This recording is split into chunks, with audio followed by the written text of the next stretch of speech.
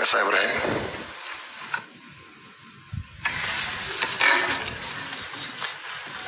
አመሰግናለሁ። የተከበሩ አፈ ጉባኤ፣ የተከበሩ የንግድና ቀጠናው ትስስር ሚኒስትር ዶክተር ካሳሁን ጎንፌም ከምክር ቤቱ ለሚሰጡ ጥያቄዎች ምላሽና ማብራሪያ ለመስጠት በማዕከላችን ስለተገኙ እያመሰገንኩ ወደ መስሪያ ቤቱ የንግድና ቀጠናው መስሪያ ቤት ከመጡ ጊዜ ጀምሮ በቁርጠኝነት እየሰሩ ያሉትን ስራዎች በአብዛኛው ግንዛቤውም ቅርበቱም ትኑም ስላለኝ እያመሰገንኩኝ ለዛ ለጠይቅ የተዘጋጀውት ጥያቄዎች በተለያዩ የተከበሩ ምክር ቤት አባላቶች ስለተነሱ ኦሮሞኛው ወደ አማርኛ መተርጎም ካልሆነ በቀር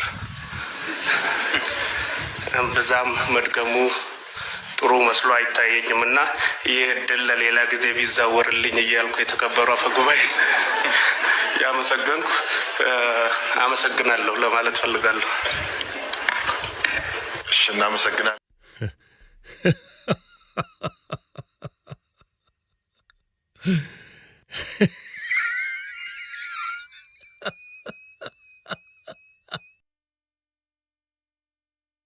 kabajamtoonni hordoftoonni Firaanko Deelii akkuma argitan hanga isaan har'as gaafii osoo hin ta'in deebii ajaa'ibaa waan kenne fakkaata.